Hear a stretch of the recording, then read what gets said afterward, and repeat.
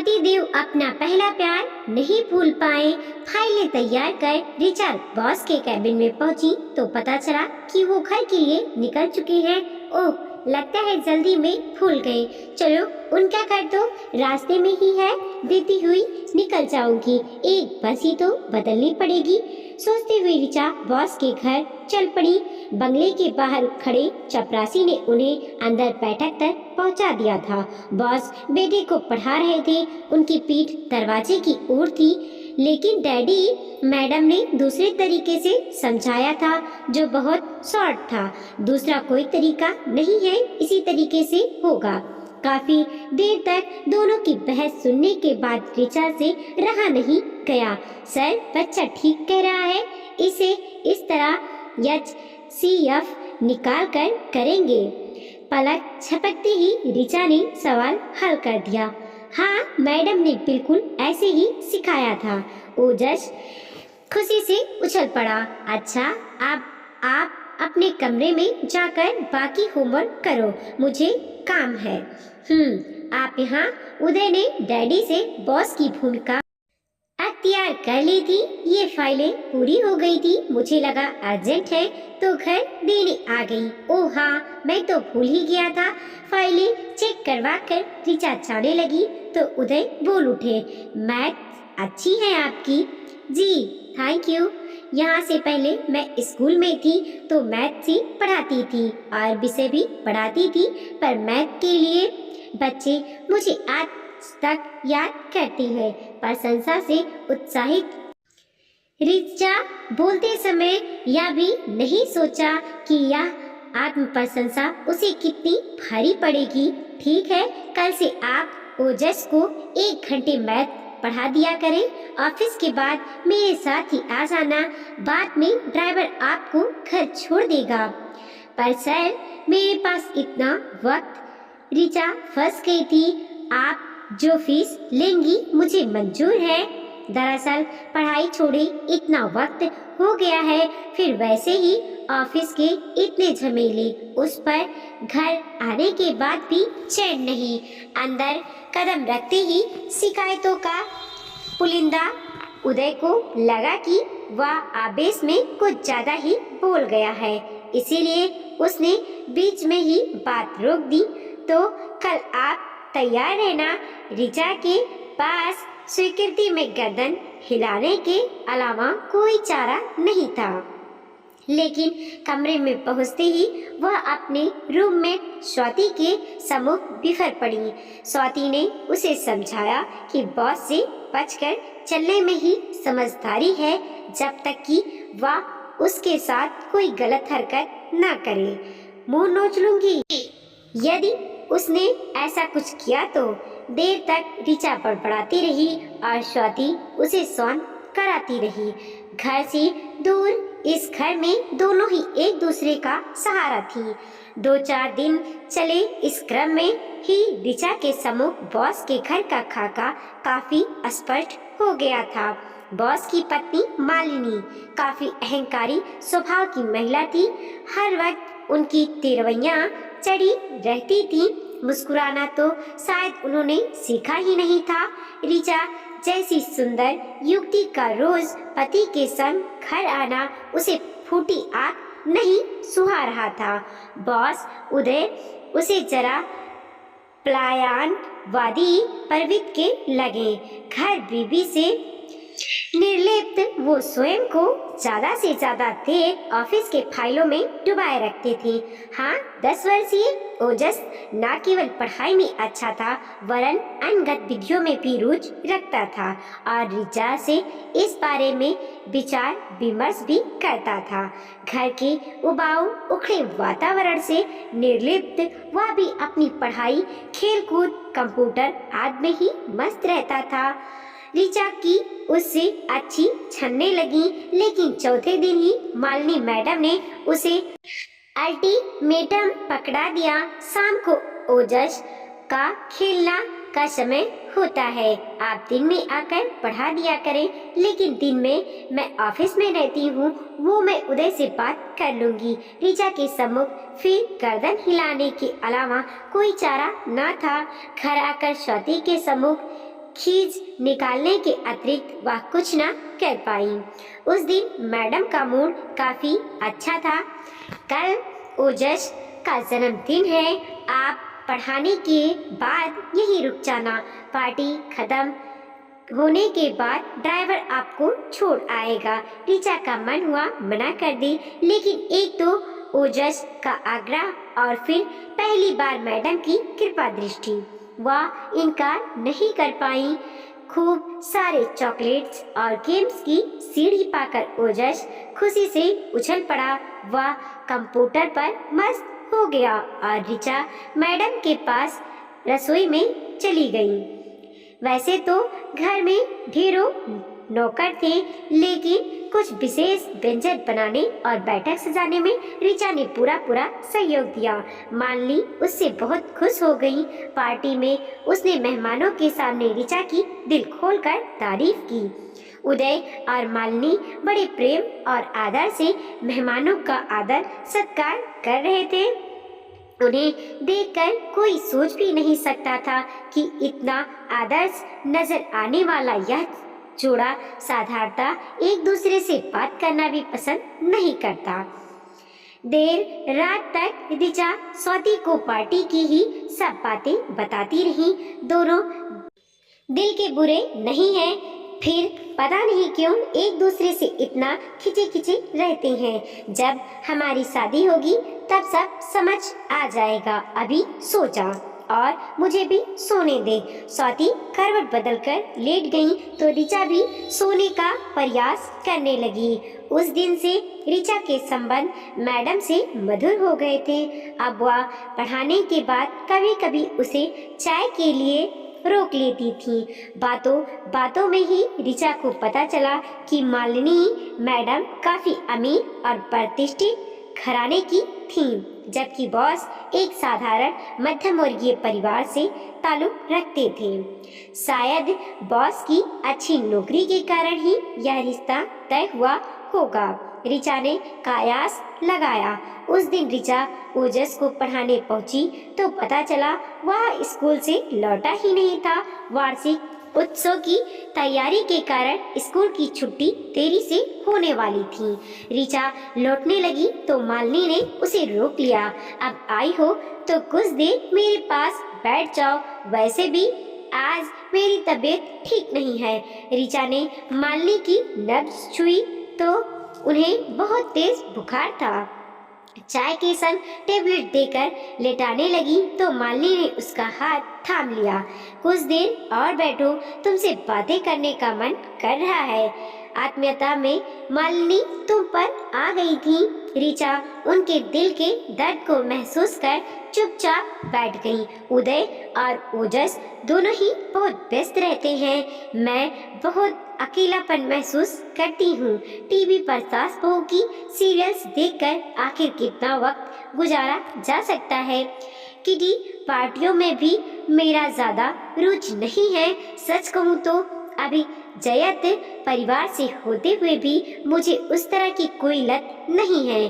फिर तो आपका और सर का नेचर एक जैसा है, वो भी तो तड़क भड़क से दूर, शांति, सीधे साधे हैं। ऋचा ने अपना मत रखा। हूँ, काफी जान गई हो अपने सर के स्वभाव के बारे में। अच्छा, तुमने कभी किसी से प्यार किया है या क्या सवाल है? नहीं तो? ऋचा की जुबान लड़खड़ा गई। अच्छा, पहले प्यार के बारे में तुम्हारा क्या ख्याल है? ऋचा उठ खड़ी हुई। आपको शायद गलतफहमी हो गई है, तुम गलत समझ रही हो। बैठो। मैं यह जानना चाह रही थी कि क्या इंसान कभी अपने पहले प्यार को भूल नहीं पाता? क्या उदय उस टीचर को कभी भुला पाएंगे? कौन टीचर? ऋचा को बात कुछ समझ आने लगी थी तो उसके प्रति दूरी बरतने के पीछे मैडम के मन का यह पूर्वाग्रह था। उदय एक साधारण परिवार की लड़की को पसंद करती थी जो एक टीचर थी, लेकिन जब मेरा रिश्ता किया तो उनके माता पिता ने बात पक्की कर दी। उदय जानते थे कि उस टीचर से शादी के लिए अपने माता पिता को कभी नहीं मना पाएंगे, इसीलिए मुझे मन से मान गए। आप ये सब कैसे जानती हैं? खुद उदय ने बताया था जब हम पहली बार अकेले में मिले थे। तो आपने शादी करने से मना क्यों नहीं कर दिया? इसका जवाब मुश्किल है।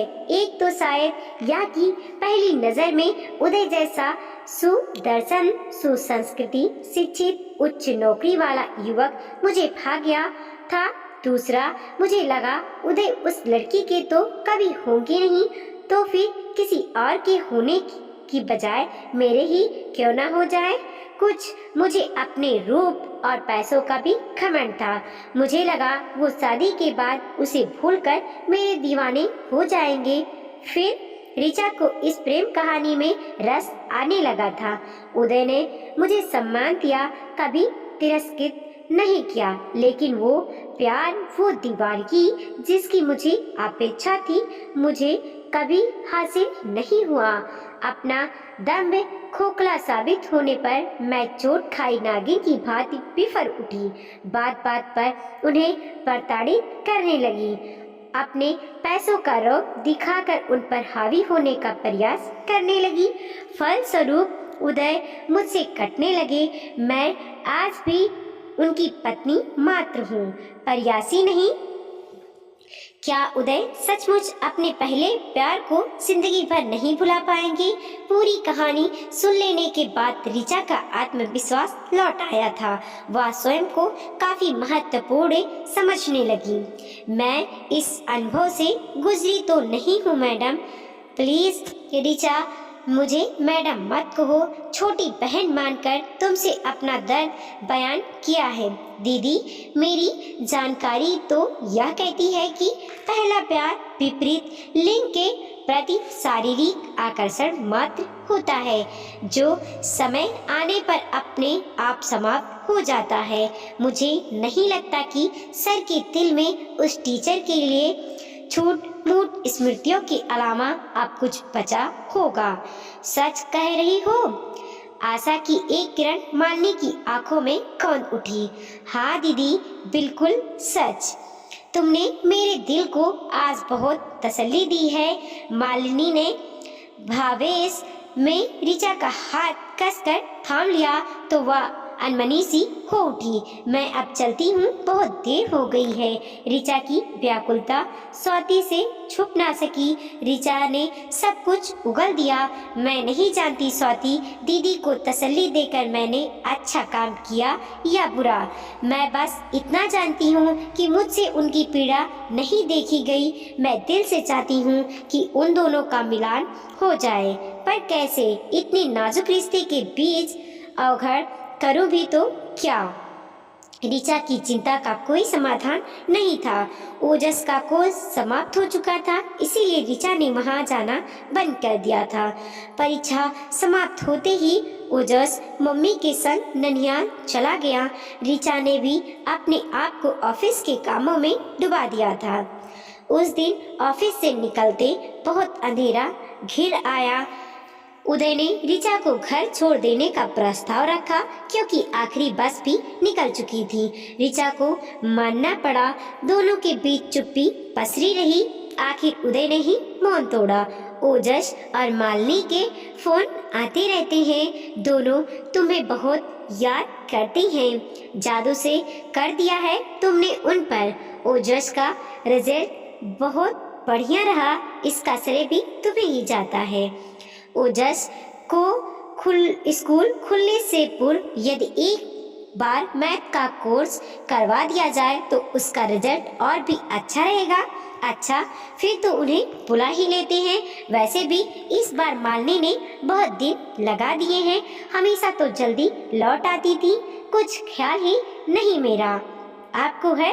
आक्रोश में जाने कैसे ऋचा के मुंह से निकल गया। क्या कहा तुमने? मैं मालिनी का ख्याल नहीं रखता। सॉरी सर, गलती से। मालिनी ने तुम्हें मेरे बारे में क्या बताया है? पिछले कुछ समय से मैं उसमें आश्चर्यजनक परिवर्तन देख रहा हूँ। उसका अभिमान, दर्प सब कहीं खो सा गया है। एक टूटन सी महसूस कर रहा हूँ मैं उसके अंदर।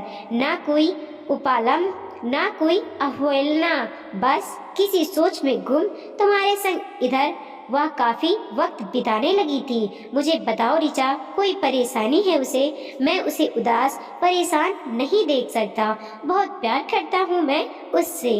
उदय भावुक हो गया। तो फिर वह टीचर? ऋचा से रहा नहीं गया। कौन? शायद तुम मोना की बात कर रही हो, मालिनी ने बताया होगा। उसे तो मैं कब का भुला बैठा। एक दिन स्टेशन पर ही देखा था उसे, मोटाई सी बच्चों को लटकाए कर्कश आवाज में 5 रुपए के लिए कुली से झगड़ रही थी। वह भी क्या उम्र होती है ना। नई नई जवानी, नई नई खुमार, हर सुंदर लड़की प्रेम का नजर आने लगती है। मौसमी बुखार, थोड़े समय बाद सब उतर जाता है। आश्चर्य है, मालिनी अभी तक उस लड़की के बारे में सोचती है। चलो ओजस की पढ़ाई के बहाने में उसे बुला लेता हूँ। यार ठीक सुझाया तुमने, बस यही रोक दीजिए, मैं चली जाऊंगी। कमरे में पहुँचते ही ऋचा स्वाति के सम्मुख फट पड़ी। अजीब, मैडम लल्लू आदमी से पाला पड़ा है। कौन? स्वाति चकित थी। अरे वही मेरा बॉस, बीवी को बुलाने के लिए बहाना ढूंढ रहा है, सीधे से फोन करके नहीं कह सकता। मालिनी डार्लिंग, मैं तुम्हें बहुत प्यार करता हूँ, तुम्हें बहुत मिस कर रहा हूँ, तुम्हें लेने आ रहा हूँ। ऋचा, तुम्हारा पर्स कार में ही रह गया था। उदय को दरवाजे पर देख ऋचा और स्वाति के तो होश ही उड़ गए। निर्विकार भाव से उदय ने ऋचा के कांपते हाथों में पर्स थमाया और लौट गया। शायद उसने कुछ सुना ही नहीं। तुम बेड कांप रही हो। स्वाति ने ऋचा को ठडास बधाना चाहा, लेकिन ऋचा तब तक संभल चुकी थी। सुन भी लिया होगा तो क्या, मुझे अब नौकरी की परवाह नहीं, बस मेरी दीदी के चेहरे पर मुस्कान खिल आए। अगले दिन ऋचा धड़कते दिल से ऑफिस के प्रविष्ट हुई और सीधे सीट पर जाकर बैठ गई। अभी चपरासी उसका निलंबन पत्र लेकर आता ही होगा। सचमुच चपरासी आ गया। साहब ने आपके नाम का यह पत्र छोड़ा है। छोड़ा है मतलब? आपको नहीं मालूम? वो अपनी फैमिली को लेने गए हैं। ऋचा की सांस हलक में अटक गई। लिफाफे पर उसी का नाम था। कांपते हाथों से उसने पत्र खोला। अंदर केवल एक शब्द था, थैंक यू। नीचे हस्ताक्षर थे, लल्लू मैडम। ऋचा के चेहरे पर अनायास ही मुस्कान खिल उठी। वीडियो को लाइक कीजिए, कमेंट कीजिए और अपने दोस्तों के साथ जरूर शेयर कीजिए। चैनल पे नए हैं प्लीज सब्सक्राइब कीजिए और देखते रहिए मोटिवेशनल स्टोरी।